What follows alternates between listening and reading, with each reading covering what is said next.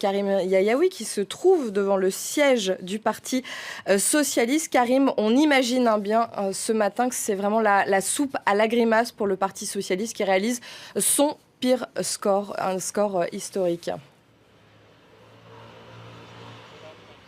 Alors c'est vrai que c'est la soupe à la grimace, c'est vrai que les visages étaient plutôt fermés. On a vu Jean-Christophe Cambadélis arriver un peu avant 9h, la mine déconfite, mais il y a aussi une certaine tension, une colère. On a croisé par exemple des élus socialistes qui expliquaient ou qui lançaient aux journalistes vous êtes venus voir la bête mourir, elle n'est pas morte. C'est Emmanuel Morel, un socialiste qui a lancé cette phrase. De la colère aussi à l'égard de François Hollande exprimée par Gérard Filoche qui incarne plutôt l'aile gauche du Parti socialiste et qui considère que l'immense responsabilité, c'est celle de François Hollande qui a trahi son électorat avec un quinquennat qui n'a pas été celui des promesses qu'il avait pu faire avant son élection. Il a même eu cette phrase à l'égard de ceux qui imaginent déjà que le Parti socialiste est mort. Eh bien, si vous voulez changer de nom, le nom du Parti socialiste, moi, je suis là pour le reprendre parce que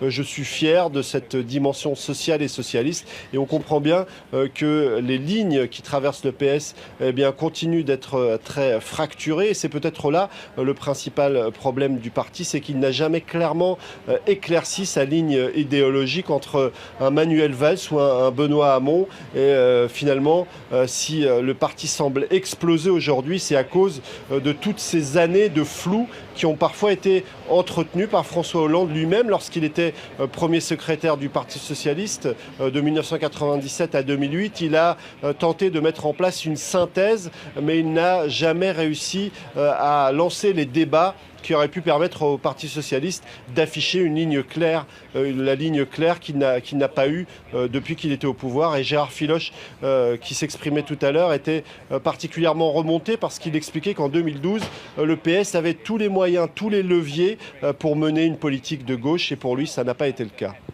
Comment le parti compte faire pour rebondir, Karim ?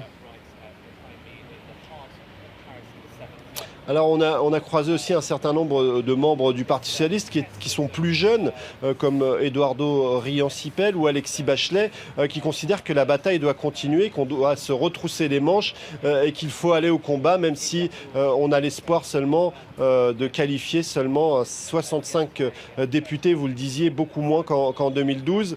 Alors évidemment, il y a ceux qui tentent d'imaginer que le parti pourra renaître de ses cendres, et c'est souvent les plus jeunes qui espèrent jouer un rôle au sein d'un futur parti qui aura peut-être changé de nom.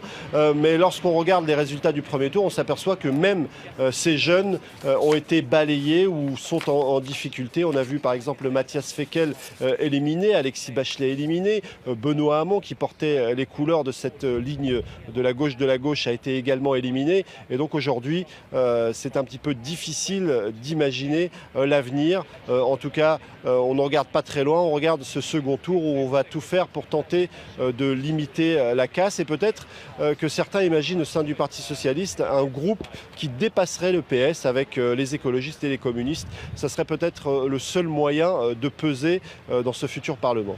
Merci beaucoup Karim, vous étiez en direct du siège du Parti socialiste.